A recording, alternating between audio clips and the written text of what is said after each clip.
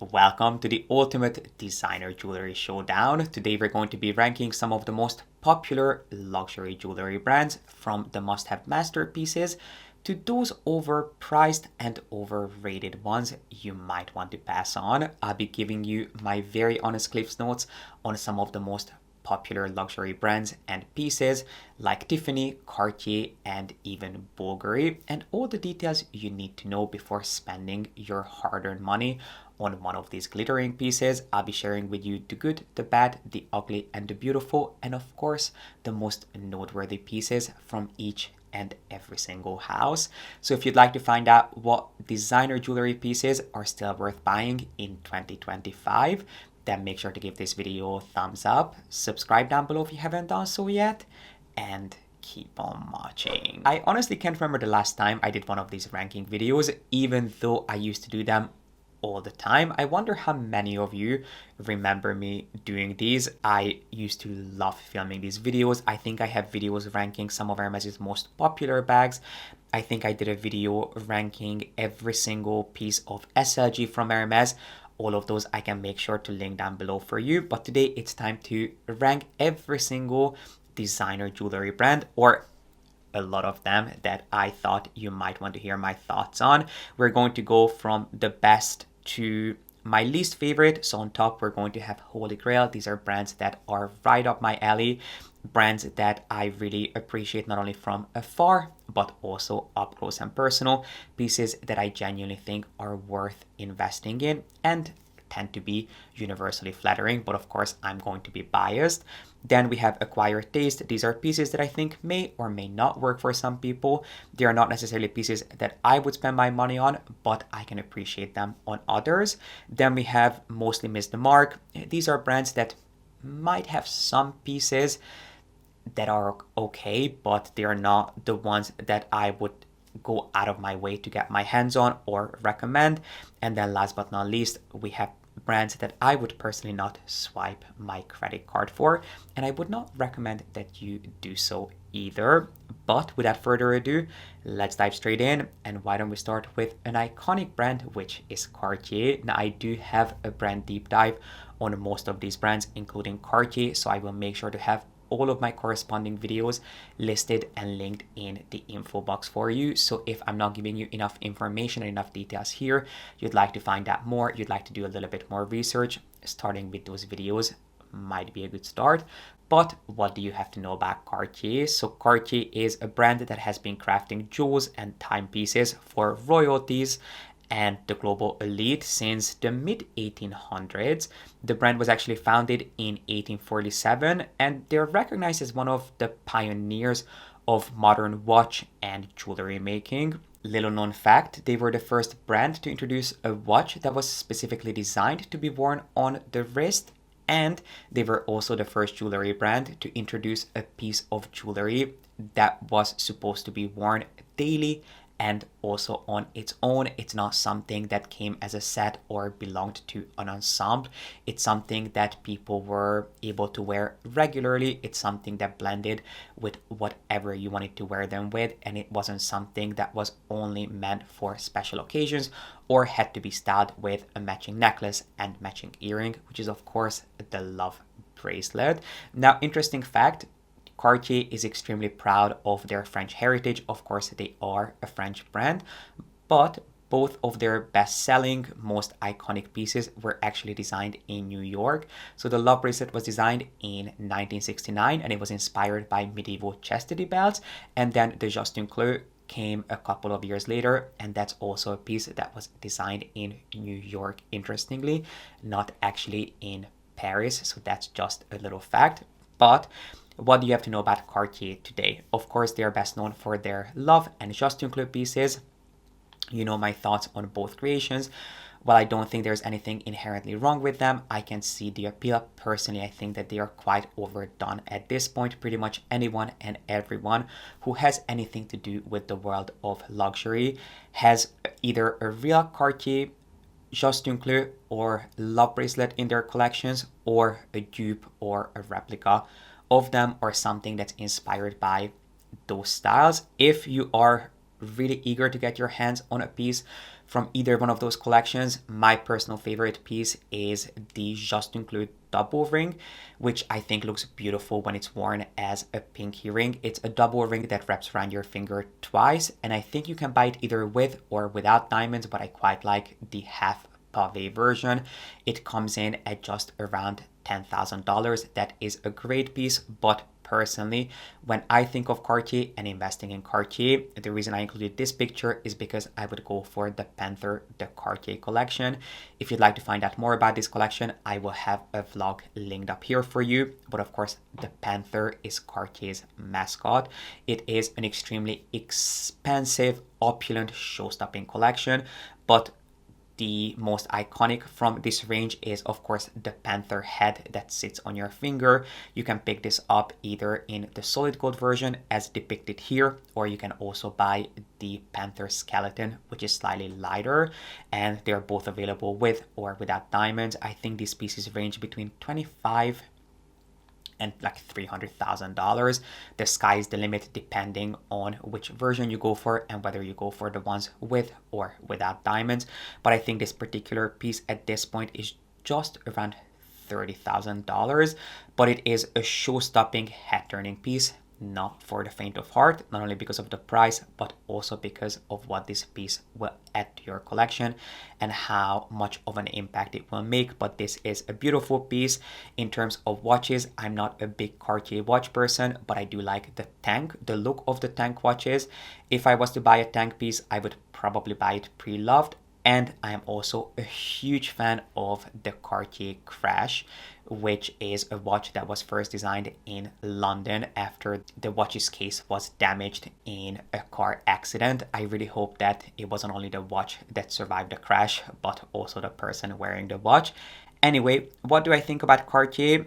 I do think that Cartier is iconic for a reason. I do think that there are plenty of Cartier pieces that are worth your hard-earned money.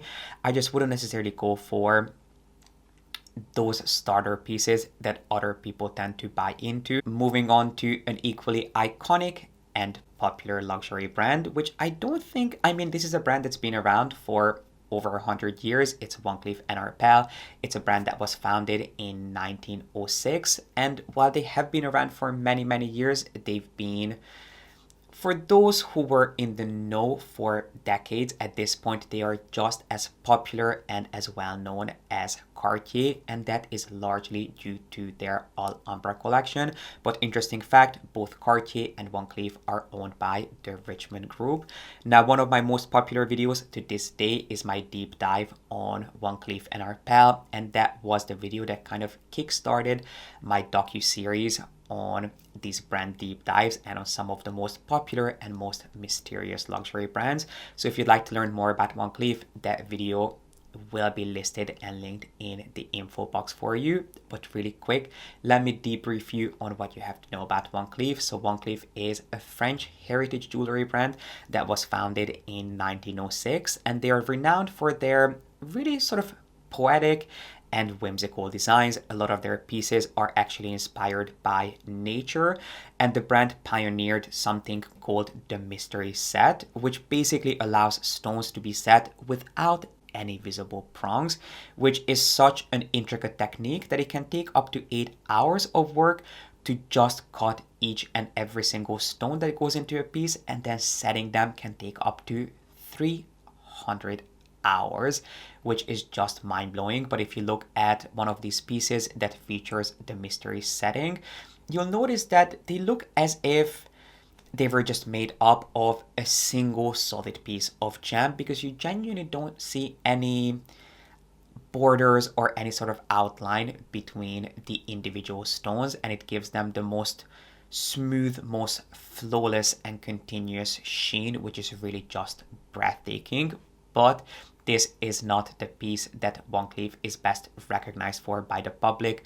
Of course, it is the Alhambra line, which is an acquired taste. I don't think it's nearly as universally flattering as even something like the Love bracelet. I do think that the Alhambra line it has this sort of ladies who lounge aesthetic, and while these days a lot of people will style them with more casual outfits, I think that they have the tendency to look really out of place. Yes, these pieces are beautifully done, but they are not meant for everyday wear, and they are not meant to be styled with daily outfits unless you wear Chanel tweed on a regular basis. They have a very particular look to them, so I don't think it's nearly as universally flattering as people think that they are. So that's a collection that comes to mind when I think of Van Cleef. Also, their lucky animal brooches, I think, are quite sweet. I've seen people carry those as a back charm, which is my favorite way of styling them. But my personal favorite piece from Van Cleef is their Lover's Bridge. So Van Cleef has this incredible range of timepieces, which are essentially like glorified pieces of jewelry because they feel much more like a piece of jewelry than an actual timepiece. Yes, they happen to tell the time, but I don't think that's the first thing that you'll notice. And they have these really beautiful poetic watches that have a story behind them and that also animate the mechanism. They have this Lover's Bridge watch, which I showed you in a recent Van Cleef vlog. So if you'd like to see that and if you'd like to find out more about that video you can again find in the description box. Make sure that you check out the description box of this video because I will make sure to have everything nicely listed and linked there for you. But I've always said this, that the next time I get married, I do not want an engagement ring. I don't even want a wedding band. I mean, a simple wedding band there's nothing wrong with, but I would much rather be proposed to with a Lover's Bridge watch. I'm just kidding. Not that I would be against it, but it's not something that I'm going to be holding my breath for, or that's the most important thing. But that to me is one of the most romantic pieces that has ever been created. But I would say that Van Cleef is an acquired taste. Their brand and their collections tend to be a little bit more restrictive and a little bit more specific than Cartier. Cartier has a huge range, and I think pretty much anyone could find something from Cartier that suits their personal aesthetic, but I don't think that Van Cleef is nearly as versatile in their designs as Cartier is. Moving on to one of the most iconic, if not the most iconic American brands, which was founded in 1837, which is Tiffany. Tiffany is of course best known for reinventing and redefining what modern engagement rings mean and turning them into a status symbol. Now personally, I would not spend my money on a Tiffany engagement ring because I really don't think that there's anything that special about them.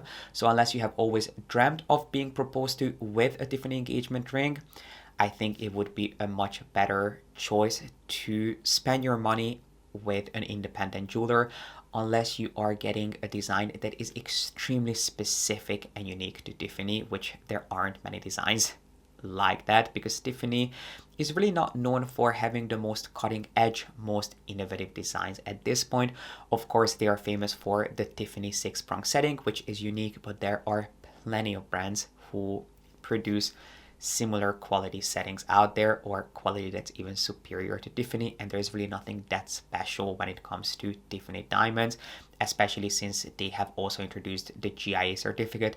You can compare Tiffany diamonds to others as an apple-to-apple comparison, whereas in the past when Tiffany had their own rating system, it would have been a little bit more difficult, but these days it is really quite simple to compare a Tiffany diamond to a diamond that is GIA certified, but you get from an independent jeweler or an independent dealer.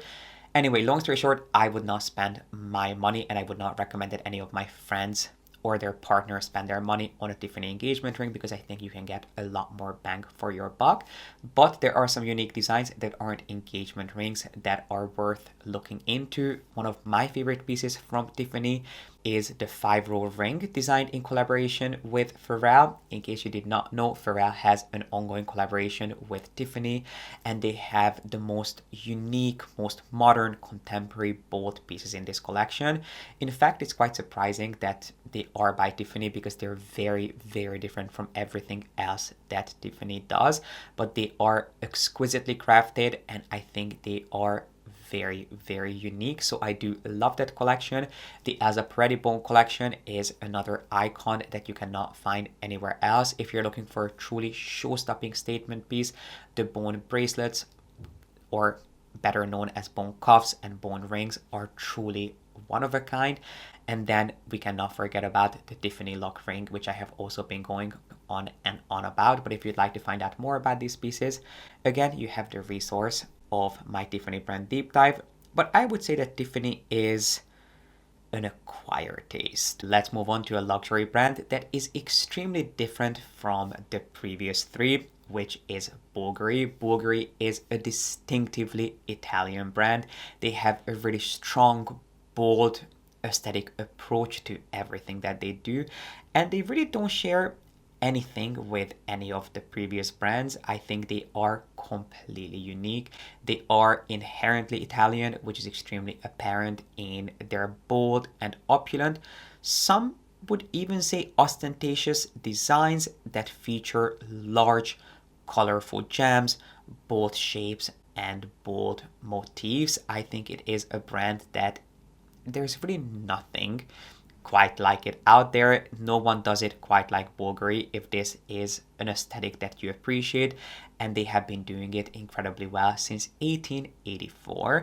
Now here, of course, I have the Serpentine watch. The Serpentine collection is one of the most popular and most recognizable collections from Bvlgari, and I really don't think there's anything quite like it out there. Yes, there are brands that try to copy this design from Bvlgari, but I think it is so just iconically Bvlgari, and it is the perfect example of a one and done piece. If you're not into stacking your pieces, if you're not into building a comprehensive and large jewelry collection, you are looking to buy individual pieces that will make a statement on their own. Nothing makes as much of a statement as a piece of Bvlgari, but it is not going to be everyone's cup of tea.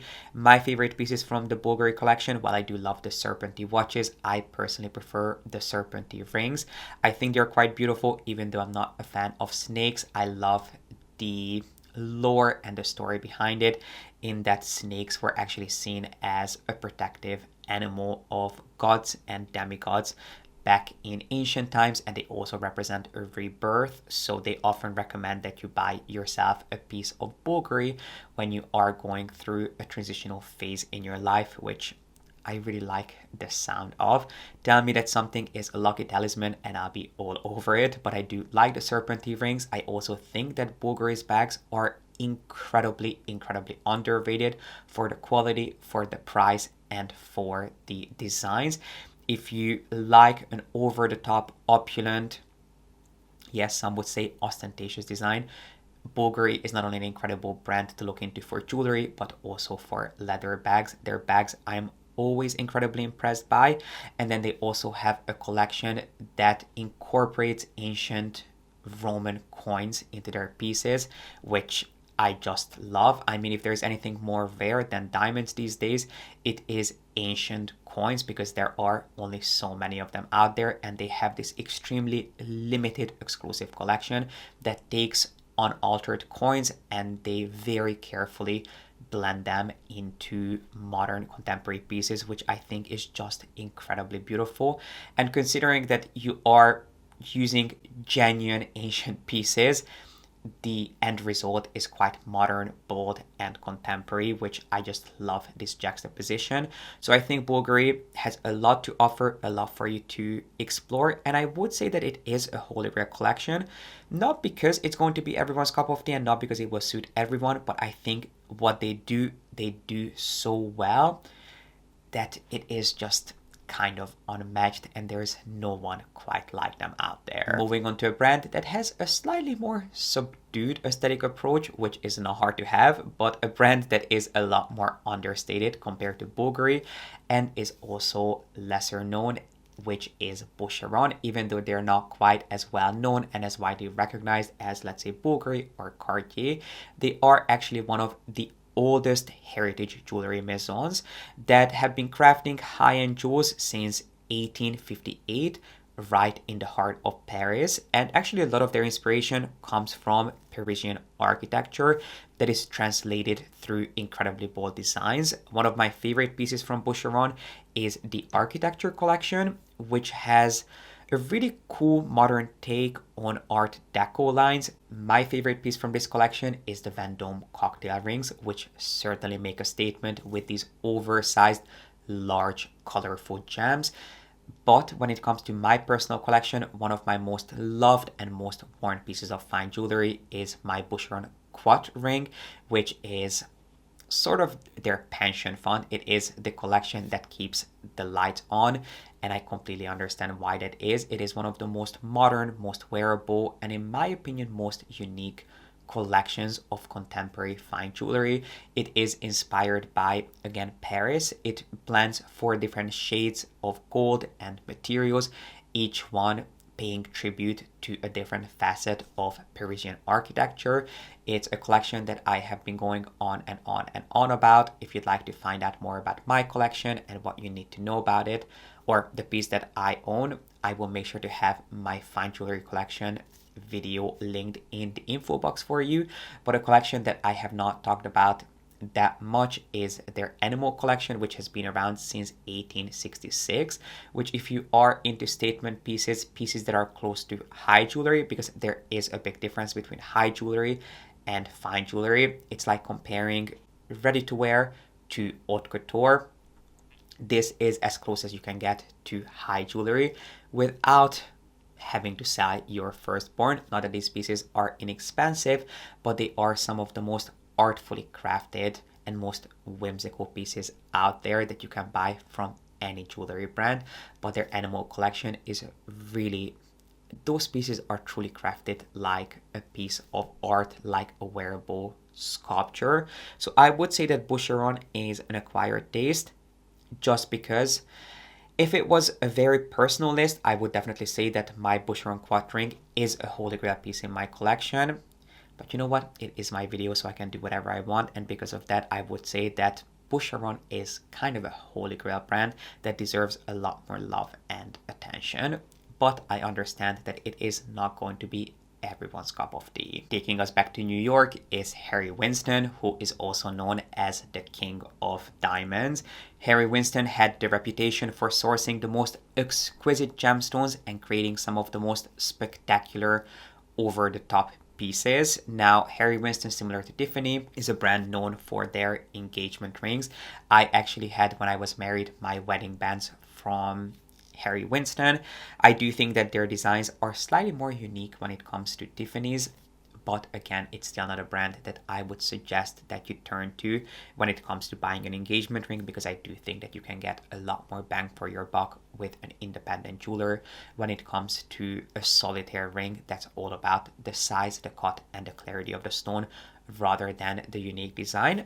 But instead, I would love to put 2 pieces on your radar from Harry Winston, which I love the look of. The first one is actually a charm that you can wear on a bracelet or also as a pendant on a chain. And it's actually inspired by this large safety deposit box door that's found on 5th Avenue. So it's inspired by essentially their jewelry vault, and it's fully encrusted with diamonds, which I think is just so cool. It kind of reminds me of the Monopoly Man. And then I'm also a big fan of Harry Winston's watches, which again, yes, they do tell the time, but they feel a lot more like a piece of jewelry, a piece of arm candy. And I particularly love their midnight collection. So if you're looking for a watch that would genuinely glitter on your wrist like a piece of jewelry would, Harry Winston watches are really quite beautiful. They're not pieces that I would buy directly from the brand. I think you can find them at amazing prices on the pre-loved market, so that's the route that I would personally take. But I do really appreciate the way they look. So I would say that Harry Winston for me is an acquired taste. This is going to be the first but not the last contemporary brand in today's video, but it is one that I had to mention here because this brand has not been around for that long, but they have certainly made their mark. And they deserve all the love and attention because I think what they do is incredibly unique, and that is Kilcollin. They are a Los Angeles-based brand, and they were started by a husband and wife, and they are best known for their Galaxy rings, which are these, in case you've never seen them, they are basically these interlocking rings that are designed to be worn stacked on one finger or linked across your hand. They are some of the coolest, boldest, most modern designs, and looking at their website is truly like being a kid in a candy store because they have such an abundant range of different options of different metals matched with different stones of different shapes and different colors. They are genuinely some of the coolest and most personalizable rings out there. They come in a ton of different finishes, in yellow gold, rose gold, white gold, also in silver, which makes them a little bit more accessible. But I think if you're looking for a statement ring, something that's really modern, really cool, really bold, but it's not overwhelming, their designs are truly spectacular. I really don't think you can go wrong with any one of their designs. You have so many incredibly creative and fun options to choose from.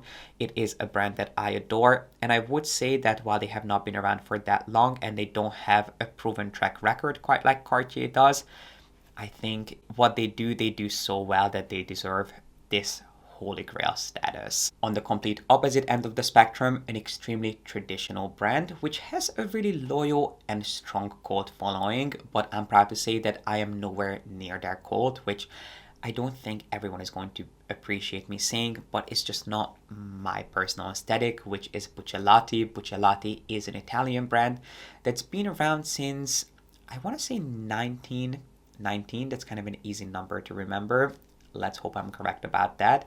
And they were an extremely traditional family-owned maison, but contrary to popular belief, the brand is no longer owned by the family. Yes, the family, the Buccellati family, is still very much involved in the running of the business, but they are no longer the owners. However, one thing has remained unchanged, which is this emphasis of age-honored tradition. It's still a key to the Buccellati style.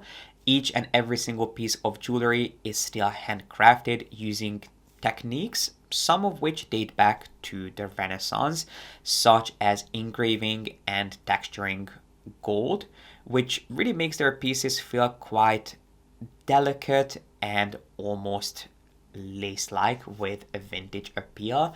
And when I say delicate, I don't mean that they are light and that they feel just kind of airy. When I say delicate, they feel really quite feminine, even though they have a men's collection. But to me, their pieces are almost like a piece of embroidery or a piece of lace, but they feel really substantial and they make a huge statement. Now, as I said, it's not an aesthetic that I appreciate. To me, it is quite old and dusty looking. However, credit must be given where credit is due, and Buccellati has the most interesting, most unique range of gold shades. Their pink gold is as pink as it gets. I've never seen a gold that's pinker than Buccellati's gold. Their yellow gold is also exquisite, and they also have a really interesting blackened white gold, which I've never seen from any other brand, at least not a heritage brand like Buccellati. Their most popular collection, that one that I think they're best known for, is the so-called Macri collection, and they're best known for their cuffs and their bracelets, which feature this regato effect that is the result of extremely meticulous handmade engraving. So I'm not saying that these pieces are not done and crafted with care, but it's just not an aesthetic that personally appeals to me. They also have the Blossom collection, which a lot of people love. It is a collection that is predominantly made of silver. Now, that is a collection that I do not want to see on anyone. That to me is one of the most childish and most cheap looking jewelry collections I've ever seen. This Macri collection, I do see the appeal. I can see people styling it really elegantly in the summer month with a really casual laid-back summer outfit, but personally it's just not something that I appreciate. So I'm sorry to say it, but I would have to put this in mostly miss the mark, even though I do think that there is a time and a place for it.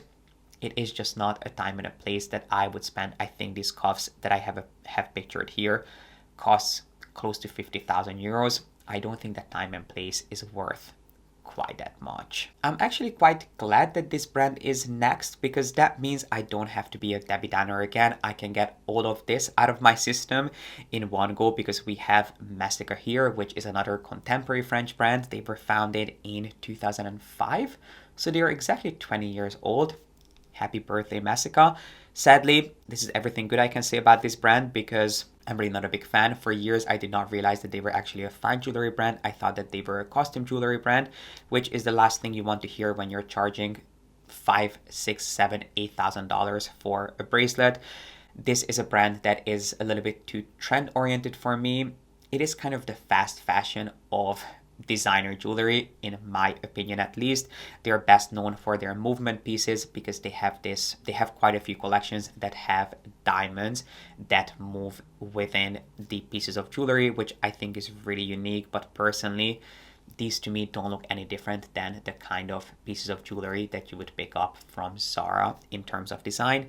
That is just my personal opinion. I know I am in the minority here because it is a jewelry collection and a jewelry brand that is loved by celebrities and plenty of people out there. But to me, they just feel a little bit too trendy, a little bit too young, and yeah, they just feel kind of unrefined in my personal opinion. So for me, Messika is going to be one of those brands that I would personally not swipe my credit card for, but you're going to be just fine without me doing that.